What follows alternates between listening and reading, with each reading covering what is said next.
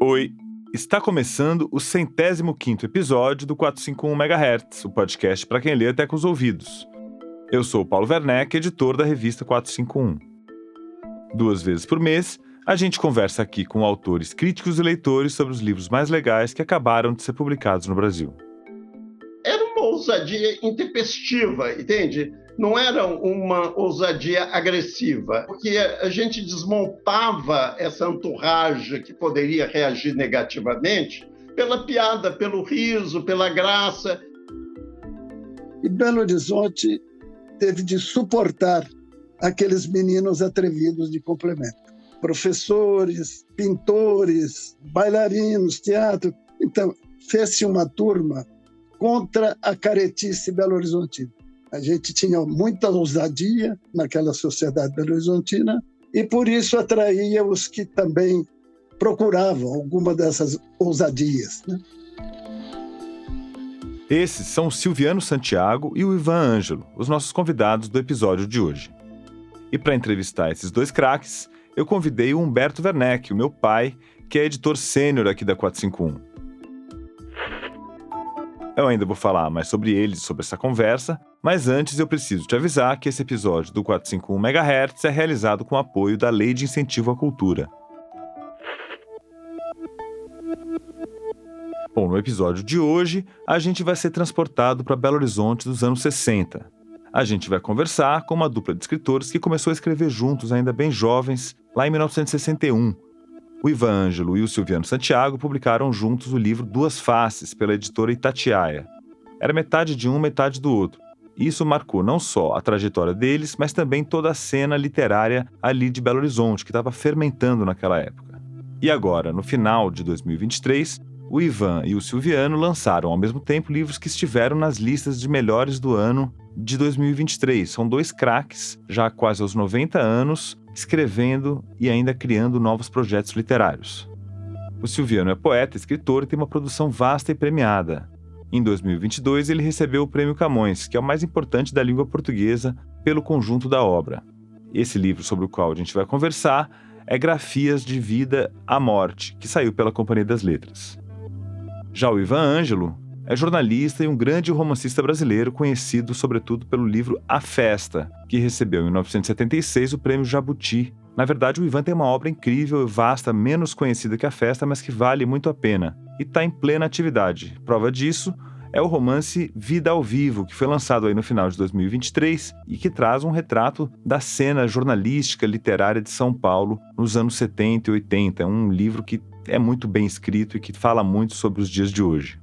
Então, como você pode perceber, talvez seja um acaso, talvez não, a palavra vida aparece no título do livro, tanto do Silviano como do Ivan Ângelo. E também a figura da morte, que é aquela figura que a gente não consegue esquecer que está ali no fundo do quadro. Bom, o Silviano e o Ivan, lá em Belo Horizonte, de fins dos anos 50, começo dos 60, participavam de uma vida literária muito agitada. Essa vida literária é o objeto de um livro importante do Humberto Werneck chamado O Desatino da Rapaziada, que conta um pouco a história das sucessivas gerações de escritores mineiros, desde Carlos Drummond de Andrade, lá nos anos 20, que criavam revistas, suplementos, jornais, livros geniais e acabavam saindo de Belo Horizonte para o Rio ou para São Paulo. O Silviano e o Ivan fazem parte dessa história. Eles atuaram na geração Complemento, que foi uma das gerações importantes aí de escritores, que fermentou em Minas. E por isso a gente convidou o Humberto Werneck para essa conversa, porque ele sabe tudo sobre esse assunto. Então vamos lá para a conversa com o Silviano, o Ivan Ângelo e o Humberto Werneck.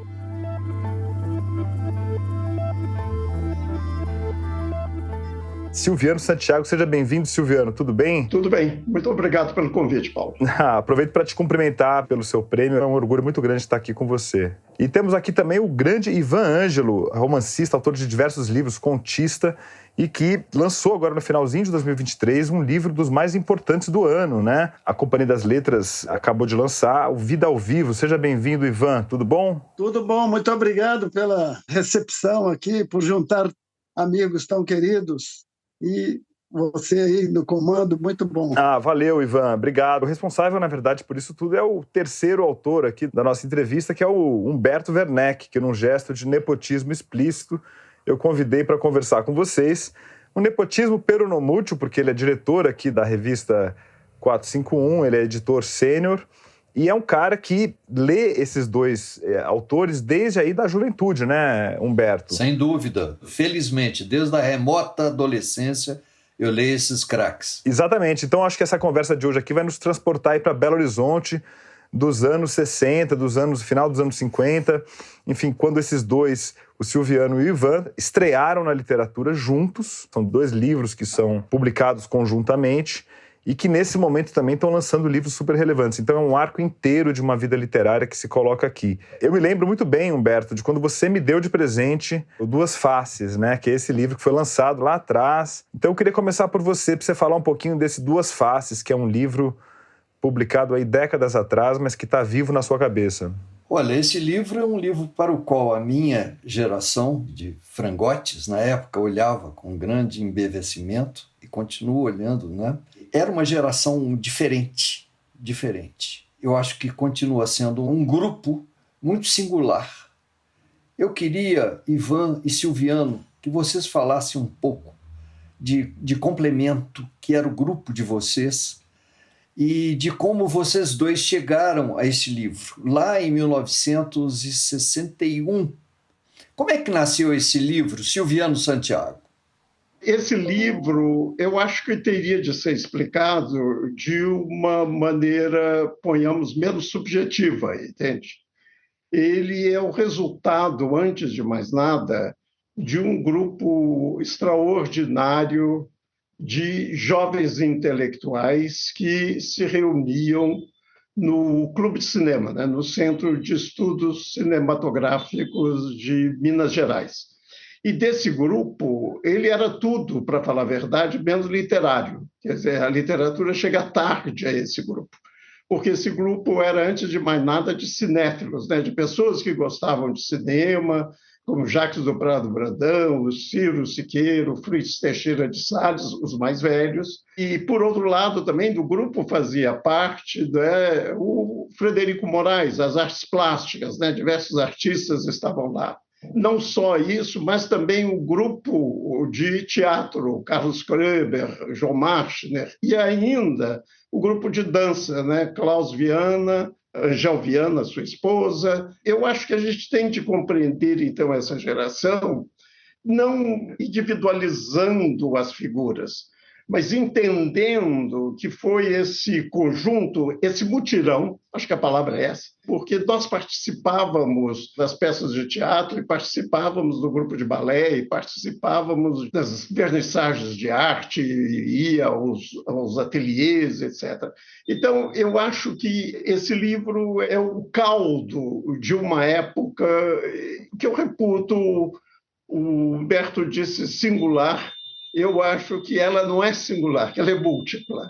É de uma época múltipla, de uma época em que as pessoas, né, os jovens, eles se atiravam à vida com grande prazer, entende, com muita alegria, e também, não é, com muitas críticas da cidade, porque vocês podem imaginar que era um grupo que incomodava bastante. O nosso comportamento já destoava um pouco do comportamento pequeno burguês, e nós também trabalhávamos, entende? Nós nos autossustentávamos. O Ivan tinha o trabalho dele, eu tinha o meu trabalho com o pai patrão, meu pai, né? Eu trabalhava na loja.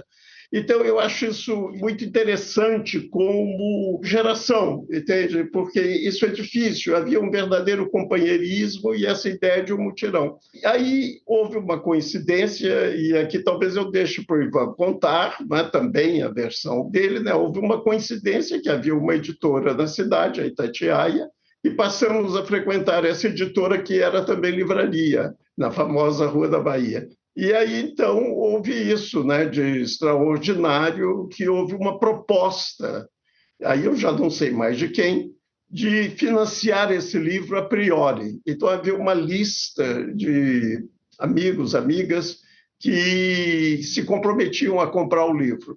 E aí os irmãos Moreira tiveram a coragem de publicar um livro de dois jovens autores estreantes, né? Mas deixa o Ivan contar a história dele. Sim. Como foi o Duas Faces para você, Ivan? Olha, primeiro o Silviano falou que foi uma certa generosidade dos irmãos Moreira, da editora Itatiaia. Não foi bem uma generosidade. Quem propôs o livro para a editora foi o Heitor Martins, que fazia uma assessoria lá. E o Edson Moreira topou desde que nós vendêssemos com antecedência 200 exemplares. Então, eles editaram o livro sem risco.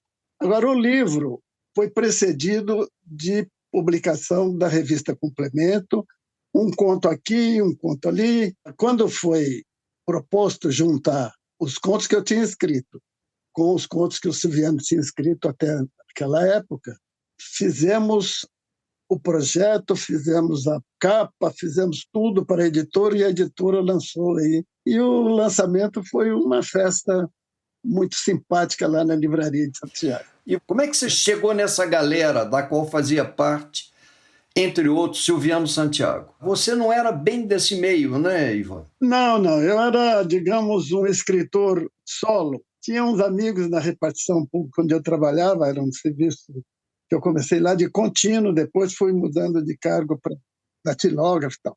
Mas então era através do Centro de Estudos Cinematográficos que fizemos esses contatos. E esses contatos frutificaram em muito boas amizades, em aprendizados, em indicação de livros, em troca de tendências, enfim, coisas que eram enriquecedoras para um jovem como eu que estava à deriva. Não tinha uma turma. Eu me enturmei, a turma de complemento já tinha lançado um número da revista 56, né? Quando eu cheguei a me relacionar com a turma através do cinema. E aí partilhávamos autores, partilhávamos leituras, enfim, era um convívio enriquecedor. Agora, eu gostaria de dizer que a turma de complemento em Belo Horizonte, naquela época, foi uma espécie de modernizador. Silviano falou que era uma cidade muito ainda pequeno-burguesa, mas tinha, como todo pequeno burguês, seus preconceitos, e Belo Horizonte teve de suportar aqueles meninos atrevidos de complemento. Professores, pintores, bailarinos, teatro. Então, fez-se uma turma contra a caretice belo-horizontina. E o núcleo era a turma de complemento. Por isso que ficou sendo chamado genericamente geração complemento, né? Era um modo de ser, era um modo de encarar a vida. A gente tinha muita ousadia naquela sociedade belo-horizontina e, por isso, atraía os que também procuravam alguma dessas ousadias, né? Entre essas ousadias estava a famosa história, que também é contada lá no Desatino, dos escritores que subiam o viaduto de Santa Teresa para imitar o Drummond, ou não? Olha, eu hoje tenho medo de altura, mas naquela época eu subi no viaduto. Ah, é? E aí? Como é que foi? Não é tão estreito assim, é mais ou menos uns 70 centímetros ou mais de largura. 1,10 m. Então, subia-se com algum conforto. O problema era se alguém tivesse vertigem, porque não era tão estreita assim, não era uma corda bamba. Subia-se como afirmação pessoal, como, enfim, alguma bravata juvenil.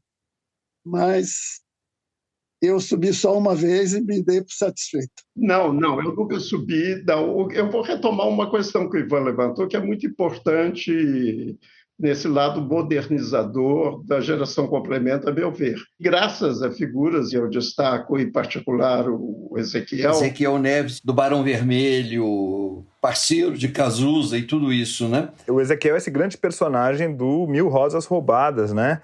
Que é o livro que o Silviano escreveu sobre essa grande amizade e que a gente recebeu lá na Flip, né, Silviano? Tinha uma mesa sobre a amizade entre homens e também uma mesa que falava de literatura LGBT também de maneira pioneira na Flip naquele ano. Obrigado por ter participado.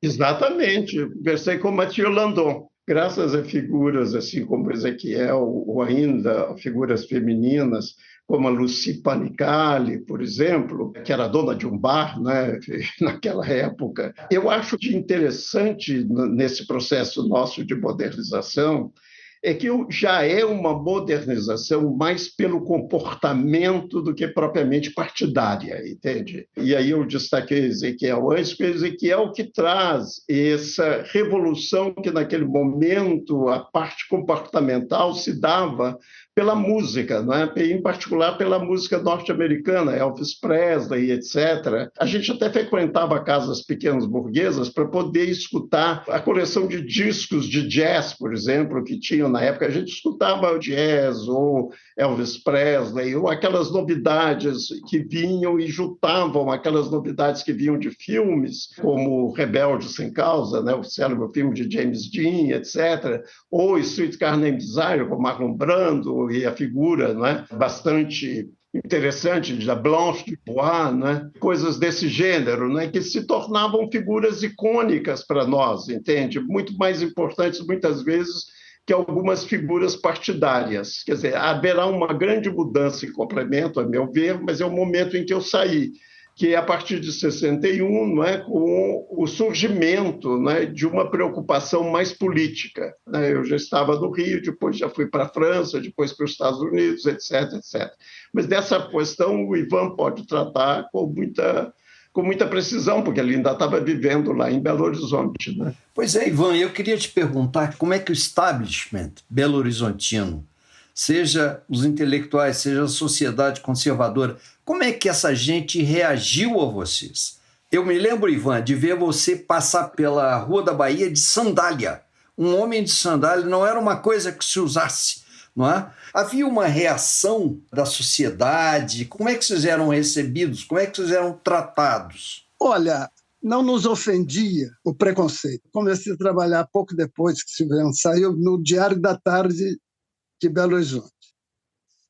E um irmão meu também trabalhava lá. E o Felipe Drummond, que era uma figura muito engraçada, um jornalista, ele chamava o meu irmão de o seu irmão homem. Quer dizer, esse negócio de andar de sandália, de andar de camiseta. Então, a gente não se incomodava com isso. Havia um número de homossexuais no nosso grupo? Havia. Mas e daí? A gente não ligava para isso e não ligava para os comentários. Por isso que eu falo, era modernizador nesse sentido, de atuar sem provocar naturalmente. Éramos naturais naquilo. Então, eu acho que aquilo fez com que fôssemos cada vez mais aceitos, valorizados, apesar de alguns hábitos. Né? Agora, ou estou mal informado, ou vocês tinham boas relações também com escritores mineiros de gerações anteriores. Estou pensando aí em Francisco Iglesias, José Nava, irmão de Pedro Nava. Vocês batiam bola, né, Silviano, com essa gente? Claro, o que era bonito, que inclusive um detalhe importante, é que nós nos dávamos muito, muito bem, em virtude do clube de cinema, com as velhas gerações. Quer dizer, eu sentava na mesa de Silvio Vasconcelos, que já era uma figura, além do bem e do mal.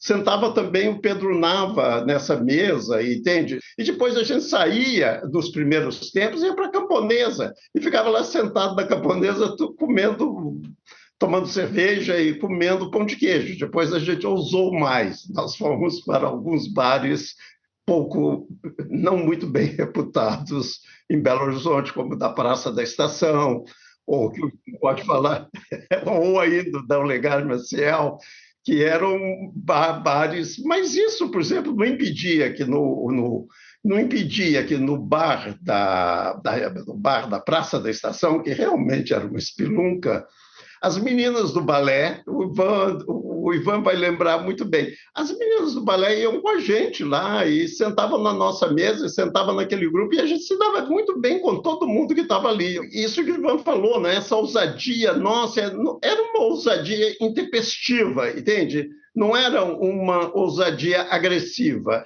porque, inclusive, figuras como o Ivan, que são muito carismáticas, né? São muito gentis, se dão com todo mundo, né? Eu não, eu sou meio fechado, etc. Mas Ezequiel também se dava com todo mundo, Carlão nem se fala, se dava com todo mundo, João Marcos. São figuras fantásticas, assim, entende? Então não havia essa agressividade porque a gente desmontava essa entourage que poderia reagir negativamente pela piada, pelo riso, pela graça. Eram, antes de mais nada, atores, né? A gente funcionava muito como atores. E eu destaco no nosso grupo, o melhor ator para mim era o Ivan. O Ivan era uma pessoa assim que se dava bem com Deus e todo mundo, entende? E aí pronto, era a nossa chave mestra. A gente entrava com ele. Agora eu queria acrescentar que o imã da geração Complemento era, talvez, a juventude. Grupos de teatro que vinham de São Paulo e do Rio, quem que eles procuravam na cidade? Nós, Tony Acelli Altran, quem que fazia festa com eles? Éramos nós. O Sérgio Cardoso, quando ia com a companhia dele, éramos nós, enfim. A gente se via bem, mostrava os lugares, tal, oferecia casa, enfim. Escuta, e aquele garoto baiano que apareceu lá em 1957, atrevido, chamado Glauber Rocha. Como é que foi isso? Como é que foi a passagem dele por lá?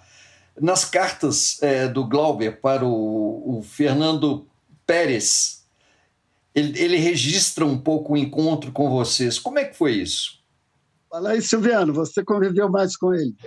O problema é o seguinte, o Glauber foi a Belo Horizonte em 57 porque ele queria conhecer as cidades históricas de Minas Gerais. Quem o recebeu primeiro foi o Fritz Teixeira de Salles. E o Fritz, se não me engano, passou para o Frederico. Então, foi o Frederico, de certa maneira, que foi o cicerone dele na cidade. E ele fez, inclusive, uma palestra no SEC, e a palestra era sobre os sertões de Euclides da Cunha e os cangaceiros de José Lins do Rego. E o Seara Vermelha de Jorge Amado. Já estava na cabeça dele o filme que seria Deus e o Diabo na Terra do Sol. Isso entrou muito em choque com o pessoal do SEC, porque a nossa revolução era menos partidária em 57 e mais comportamental, a meu ver. Então, eles se escandalizam um tanto com a nossa galera. E ele vai dizer nessa carta, inclusive, que são todos homossexuais. Quer dizer, que é uma simplificação meio ridícula, mas é porque não compartilhávamos já naquela época daquele machismo glauberiano, entende? Aquele machismo glauberiano ali no SEC parecia um pouco fora de época, entende? Embora o Glauber fosse genial, entende? Não havia nenhuma crítica ao que ele estava falando, etc., mas havia uma resistência, porque nós, naquela época, nós estávamos já nos aproximando de Cahiers de Cinema, de Acossado, de Abu de Souffle, entende? Era o cinema francês, esse cinema bem mais aberto de Truffaut, de Jean-Luc Godard, entende? Aqui no Brasil era o cinema do Alex Vianney também, tinha alguns filmes bem interessantes nesse sentido, assim. Quer dizer, aquilo que nos interessava, a gente estava muito mais guiado por certos afetos, uma vida mais fraterna, uma vida mais companheira, entende? A gente estava muito ligado nisso, sem chamar muito a atenção para evidentes diferenças temperamentais ou diferenças, ponhamos, sentimentais, ou até mesmo diferenças de caráter de orientação, entende? Então, eu acho que o grupo, para mim, não sei se o Ivan concorda, eu acho que ele é modernizador nesse sentido. A gente era realmente vanguarda nisso, entende? A gente tinha essa coragem de ter um mínimo de autenticidade numa cidade em que a gente sabe, né? Era uma cidade muito bem comportada, né, nas aparências. Não era, fora das aparências não era, mas nas aparências era muito bem comportada.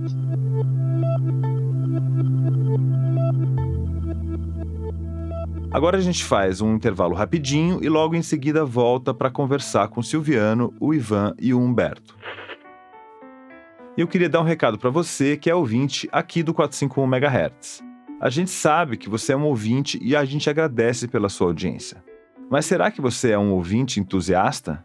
Com R$ 22 por mês, você contribui financeiramente para a realização aqui do podcast e ainda tem o seu nome lido no final do programa como forma de agradecimento.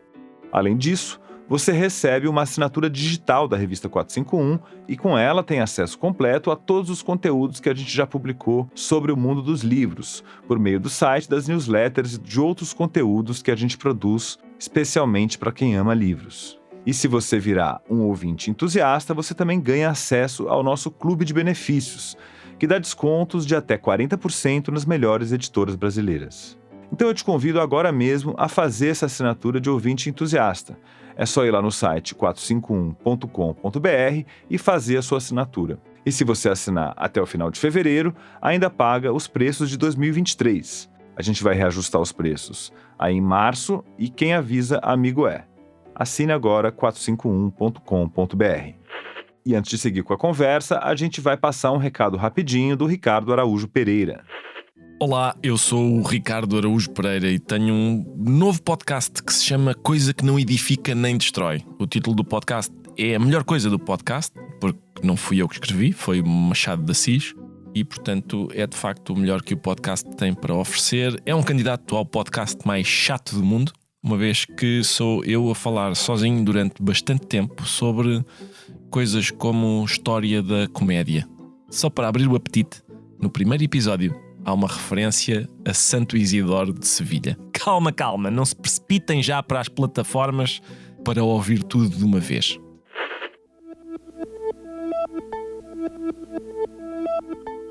E agora eu vou abrir um parêntese só para dar uma notícia rápida aqui sobre a 451. A gente acabou de anunciar as datas da nossa Feira do Livro.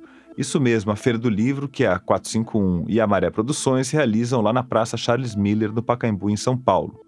Em 2024, a Feira do Livro vai acontecer do dia 29 de junho a 7 de julho. Isso mesmo, vão ser 9 dias de Feira do Livro ao ar livre, com entrada gratuita, sem catraca e uma programação incrível de autores. Então eu já convido você para marcar aí na sua agenda esse nosso encontro, lá na Praça Charles Miller, 29 de junho a 7 de julho, na Feira do Livro. Eu espero vocês por lá. Bom, e agora a gente vai para a segunda parte da conversa com o Silviano Santiago, o Ivan Ângelo e o Humberto Werneck.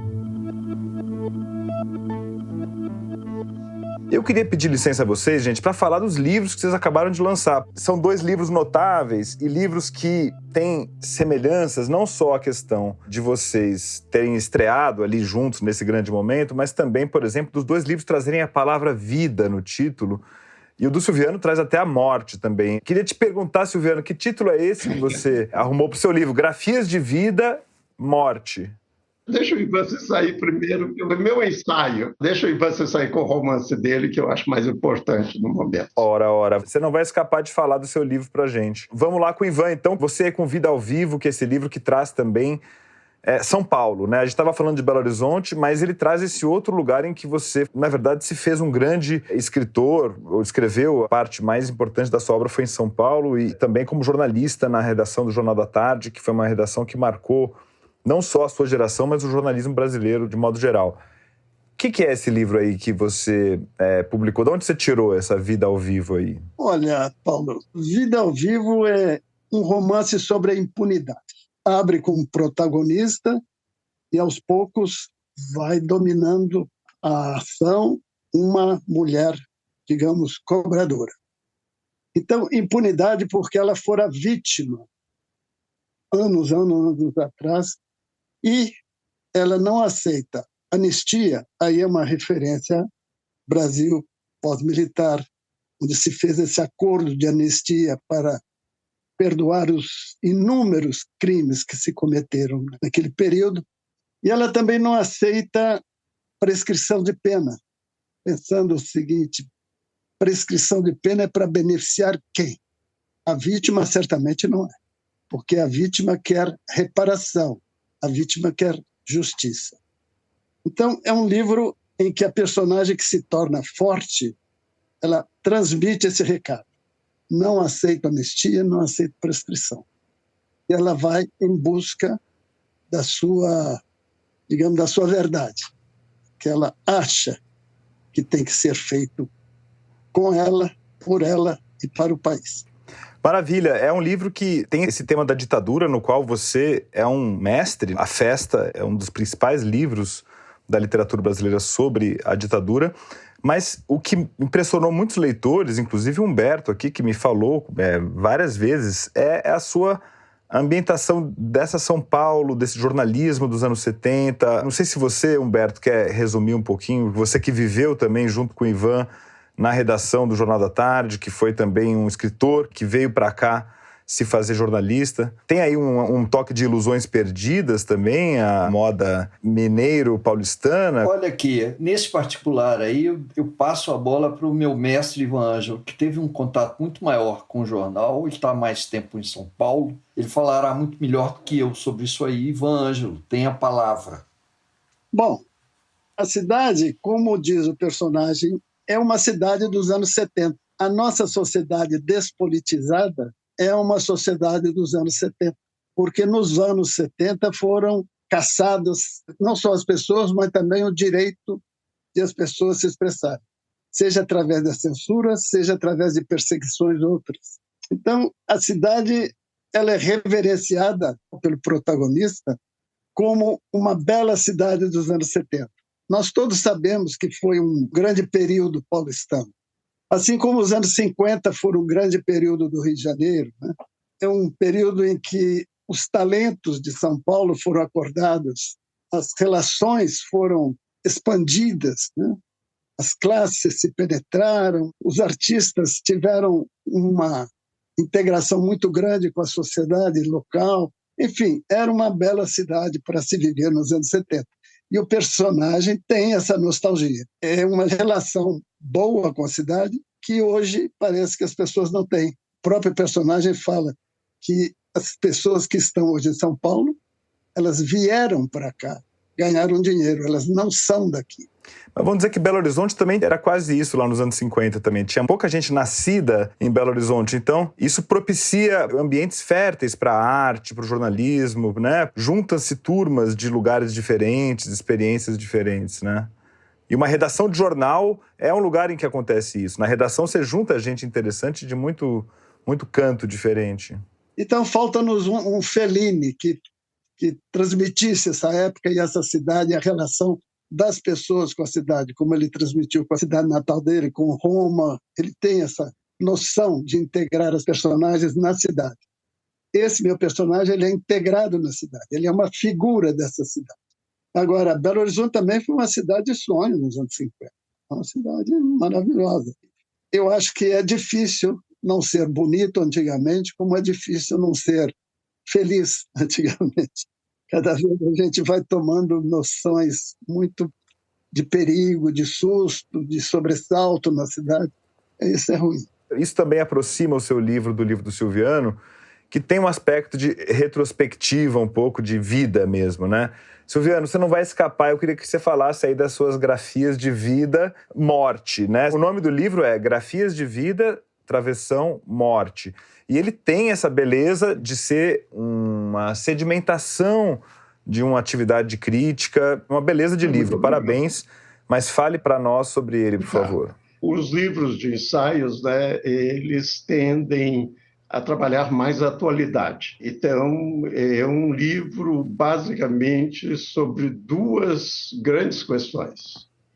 A pandemia, mas eu não vou discorrer sobre a pandemia, mas quais são as consequências dessa pandemia sobre a sociedade brasileira e, indiretamente, sobre o planeta e, em particular, sobre as artes. E, por outro lado, além da pandemia, me interessa muito essa perda de chão que representa para as elites intelectuais brasileiras essa necessidade de reparação histórica das atrocidades que foram cometidas no nosso passado. Por um lado, um livro que tenta compreender a própria fragilidade do ser humano, daí a noção de decadência, que é muito importante em todo o livro, a decadência e suas elegâncias, entende? Não é a decadência pela decadência, É a decadência tal como manifestada nas suas elegâncias, ou seja, pela arte. Como é que isso se manifesta? E um período que já vinha danificado pela AIDS, entende? E que torna, inclusive, as próprias relações humanas muito complexas. É um livro muito sobre relações humanas que se tornam complexas, entende? Porque você não vê as pessoas, você se isola. E então é uma noção de solidão, por exemplo, que eu nunca tive, porque a solidão, para mim, era sempre uma razão para eu trabalhar, entende? Não era uma razão para o ócio, para o desespero, ou para o tratamento, ou o que seja, entende? Era uma razão para eu trabalhar, eu me ocupava o dia inteiro, e sempre era muito solitário, mas me ocupava, era isso. E, por outro lado, essa questão que eu começo a trabalhar, em particular a partir de Machado de Assis, né, de uma necessária reparação de um passado, né? Isso me torna um pouco antipático vis-à-vis da minha própria formação, entende? Porque eu tenho uma formação ocidental, entende? Eu tenho uma formação iluminista. Mas desde 1962, quando eu fui ensinar pela primeira vez um curso de literatura brasileira em Albuquerque, Novo México, eu não comecei o curso de literatura brasileira pelo século XVIII. Eu comecei pela Carta de Pero Vaz Caminha, já questionando o eurocentrismo da literatura brasileira, da cultura brasileira, etc. E eu venho trabalhando nessa questão desde sempre, né? E agora eu acho que chega um momento culminante, que eu venho trabalhando de fora, como observador, entende? E esse livro é uma tentativa de dizer que esse mundo que nós acreditávamos que é nosso, não é. Esse mundo é do outro. E a gente tem de ter a coragem de entregar esse mundo ao outro. E que eu não sei a não ser uma coisa: entregar. Porque o demais, eu já disse, como observador. Entende? Eu já não sou mais protagonista. Então, é um livro muito onde o intelectual, esse intelectual, ponhamos, né? Que eu sou, que nós somos, o Ivan é, eu acho, toda a nossa geração é, e até as gerações mais recentes pertencem a essa formação iluminista, né? E, sabe, tem de entregar o bastão, mas sem exigências, e saber o que elas podem fazer. Tem um ensaio que eu acho muito importante, que possivelmente pode ser até cancelado, que é exatamente a decadência e suas elegâncias, entende? E que é isso, né? Você ter a coragem de assumir uma certa fragilidade na minha própria formação, que eu julgo que é bastante boa. Você abriu, inclusive, dizendo Prêmio Camões, mas o meu discurso, minha fala, nem discurso era, uma fala no discurso Camões, era exatamente conclamando, né, aqui os novos protagonistas da literatura brasileira e da cultura brasileira em geral ajam, né? Agora, como eles vão agir, não sabemos. Então, é esse mundo que não é mais nosso. Ainda muito rico, ainda muito importante, sensacional, etc., mas de que nós não temos mais o controle, entende? Agora, eu não me despeço. Eu continuo a ocupar meu lugar, é claro. Agora, se eu sou aceito ou não, isso é um problema que não é meu. Eu queria fazer uma pergunta ainda para o Silviano.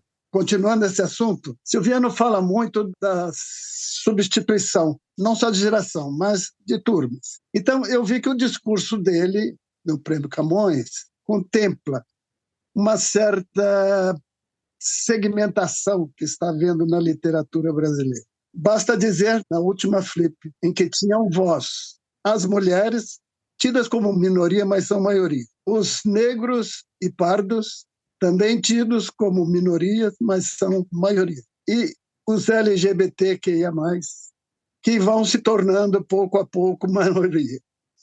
Então, eu queria saber se essa segmentação faz bem para a vida cultural do Brasil, senão vamos acabar tendo cotas na literatura para isso, para índios, para isso, para aquilo. O que você acha dessa segmentação? Ô Ivan, e só completando, aqui em São Paulo, agora a FUVEST decidiu que nos próximos 3 anos apenas autoras serão lidas como leitura obrigatória, né? Um grupo de críticos literários da USP, muitas mulheres, inclusive, publicaram uma carta contra isso. Desculpe essa casca de banana final, Silviano, mas... Casca de banana é apelido. Você quer mesmo é que eu caia no precipício. Mas é isso, tudo bem. Não, o que eu estou dizendo, Ivan, a coisa mais importante do momento é não ter ressentimento.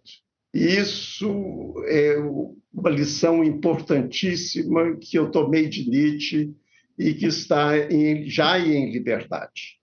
Não afirmar a vida pela negação, afirmar a vida pelo duplo sim. Quer dizer, pelo meu sim e pelo sim do outro. Agora, quanto ao sim do outro, ele é que é responsável por esse sim. E tem uma emboscada enorme à frente, porque nós, classe média, eu gosto até mais da palavra remediados, nós, os remediados, tínhamos maneira de nos autossustentar paralelamente. No meu caso, professor. No caso do Ivan, o jornalista. Nós fazíamos um tipo de literatura, portanto, que era pouco comprometida com o mercado. Se comprometesse com o mercado, tanto melhor, seríamos milionários. Mas se não se comprometesse com o mercado, seríamos o que nós somos. Eu tenho um salário de professor e o Ivan tem um salário de jornalista. Essa nova geração, eles querem se autossustentarem de literatura. E aí vem o grave perigo, a meu ver. E como é que essa autossustentação se dá sem que você flerte demais com o mercado? Sem que você possa guardar um espaço dentro da sua obra para uma preocupação mais artística. Agora, isso não compete a mim chamar atenção, porque quem sabe se eles não descobrem uma outra forma de escrever literatura que seja, ao mesmo tempo, uma grande contribuição artística e seja mercadologicamente, autossuficiente, a tal maneira que não precisa de generosidade nenhuma, voltando ao nosso velho diálogo de generosidade. Eu gostaria que encontrassem uma forma, que constituíssem uma literatura brasileira que fosse diferente da minha geração. Eu bem que gostaria, possivelmente, de ter vivido só de literatura. Talvez eu tivesse me preocupado mais com as minhas traduções, com palestras sobre meus próprios livros. Eu sempre que estou fazendo palestra, eu estou falando sobre os outros, porque essa é a maneira como eu me autossustento. Eu me autossustento como professor e não como escritor. Então, é nesse sentido que eu estou dizendo que eu estou perdendo, que nós estaríamos perdendo ou entregando as mãos, o bastão às outras mãos. Muito obrigado pela entrevista incrível aqui, que a gente passou um tempinho em Belo Horizonte, nos anos 50, 60, aquela virada, um momento esplêndido da cidade e da arte brasileira, e celebrando esses 2 lançamentos que são entre os destaques de 2023, aí no finzinho do ano, do Silviano Santiago e do Ivan. Agradecer aos ouvintes e agradecer a você, ao Humberto e ao Silviano pelo privilégio de nos juntarmos aqui nesta manhã ensolarada, calorosa, de janelas fechadas, mas de coração aberto. Maravilha, obrigado pela entrevista. E você, Humberto? Olha, dizer o quê, né? Eu continuo como há 60 anos, com os olhos postos nesses 2 mestres. E você, Silviano? Obrigado pela entrevista também a você. Eu sempre lamento não encontrar mais o Ivan, porque cada um foi para um lado, e a pandemia e tudo isso. Então foi uma ótima oportunidade de eu encontrar o pai e filho, né? E, ao mesmo tempo, né, poder conversar aqui, peito aberto, com o querido amigo Ivan. Realmente, Ivan, você é uma pessoa muito querida. Valeu, gente. Então, muito obrigado e até o próximo programa. Um abração para vocês. Valeu!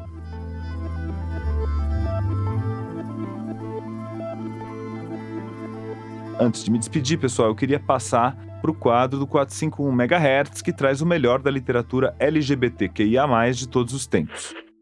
LGBTQIA+, significa lésbicas, gays, bissexuais, trans, queer, intersexuais e assexuais. A cada episódio, a gente convida autores e grandes leitores em geral para indicar os livros que foram marcantes, as leituras recentes e outras dicas literárias LGBTQIA+, imperdíveis para todos os leitores. O quadro de hoje traz uma dica do escritor Leonardo Piana, autor do romance Sismógrafo, que foi publicado pelas edições Macondo em 2023. O Leonardo indicou Autobiografia do Vermelho, um romance em versos de Anne Carson, publicado pela editora 34 em 2021, em tradução de Ismar Tirelli Neto. Autobiografia do Vermelho é um romance escrito em versos em que a autora recria o mito grego de Gerião, um monstro vermelho derrotado por Héracles em uma das suas 12 tarefas. Nesse romance, Anne Carson conta a história de Gerião como um menino gay apaixonado por Héracles, que a gente também conhece como Hércules, que é o nome latino do herói. Foi um livro que mexeu muito comigo pela beleza não só da história, mas também pelo modo que a autora escolheu para contar. A Autobiografia do Vermelho é escrito numa linguagem surpreendente, simples e que ao mesmo tempo tem uma carga de imagens muito poderosas e que conseguiu me deixar meio que em êxtase mesmo do começo ao fim. Além disso, a Anne Carson, que tem sido apontada como uma das possíveis ganhadoras do Prêmio Nobel de Literatura há anos, tem essa capacidade de escrever numa espécie de fronteira entre os gêneros literários, o que enriquece muito o livro. O que ela faz com as palavras nesse romance é algo mágico e eu acho que pode encantar quem gosta de poesia e de ficção. A tradução é do poeta Ismar Tirelli Neto. E, enfim, acho que eu já rasguei muito elogio à obra aqui, né? Para quem não conhece, vale a leitura. Essa foi, então, a dica do Leonardo Piana, Autobiografia do Vermelho, um romance em versos da Anne Carson, publicado pela editora 34 em 2021, na tradução do Ismar Tirelli Neto. Antes de encerrar, aproveita que você está aí com seu celular e faz agora mesmo uma avaliação desse episódio e também do podcast. No Spotify e no Apple Podcasts, por exemplo, você pode dar 5 estrelas para o nosso programa. É só clicar no ícone que tem ali as 5 estrelinhas e atribuir a sua avaliação. Você também pode indicar agora mesmo o 451 MHz para as outras pessoas. É só clicar no botão de compartilhamento e enviar por Zap para as pessoas com quem você gosta de discutir temas literários. Assim, você ajuda o nosso conteúdo a chegar a novos amantes da literatura. E antes de dar tchau, eu queria agradecer aos nossos ouvintes entusiastas que colaboram financeiramente para a realização do podcast com R$ 22,00 por mês. E se você não é um ouvinte entusiasta, assine agora mesmo e pague os preços de 2023. A gente vai fazer o reajuste agora no mês de março. Então, muito obrigado a Denise Abdala, Renata Campos Salles Moraes Abreu, Marcos Apóstolo, Fernanda Calef Barbeta, Maria Paula Barbosa, Leila Barreto, Thiago Barreto, Maria Bertrand, Carmen Manuel Almeida Biscardi, Samuel Valim Bolonha, Cristiane Boulos, Célio Braga, Flávia Solero Campos, José Osmar Azevedo Carneiro, Tereza Bunte de Carvalho, Luciano Carvalho, Murilo Carvalho, Diogo Perrone Carvalho, Poliana Preto, Miranda Catrim, Paulo Roberto Alves Moreira da Conceição, Pedro Colgo, Rodrigo dos Santos Crepaldi, Eduardo Cruz, Aline Maria Drummond, Mário Rick Fernandes, Paula Fontana Fonseca, Márcia Cristina Fraga, Luísa Franco, Érica Georgina, Maria Filomena Gregório, Lúcia Guimarães, Keren Gutierrez, Bruno Pinheiro Ivan, Fábio Calvan, Vivian Lembo, Leila Lima, Jaime Mendes, Lenívia Mendes, Valéria Midena, Lúcia Torbim Molo, Luiz Antônio Timote Nicoliello, Rosângela Aparecida Dantas de Oliveira, Maria Cláudia Whittaker Penteado, Luísa Plastino, Diana Radomisler, Elisa Von Randl, Vitor Ribeiro, Leni Manzatti Rodrigues, Maria do Carmo de Almeida Sampaio, Marina Rodrigues dos Santos, Gustavo Senechal, Alexandre Luiz Pereira da Silva, Flávia Cristina Aparecida Silva, Maria de Lourdes Marcial Silva, Maria Rosalina Silva, Vitor Hugo Siqueira, Guilherme Sorgini, Ana Maria Pedrosa Sá Freire de Souza, Adriana Teixeira, Cíntia Vasconcelos, André Viana, Alexandre Vidal Porto e Marisa Werneck. Muito obrigado a todos os nossos ouvintes entusiastas. É isso aí, chegamos ao final do 105º episódio do 451 MHz. O nosso próximo programa vai ao ar no dia 23 de fevereiro. O 451 MHz é uma produção da Rádio Novelo e da Associação 451. E eu sou o Paulo Werneck.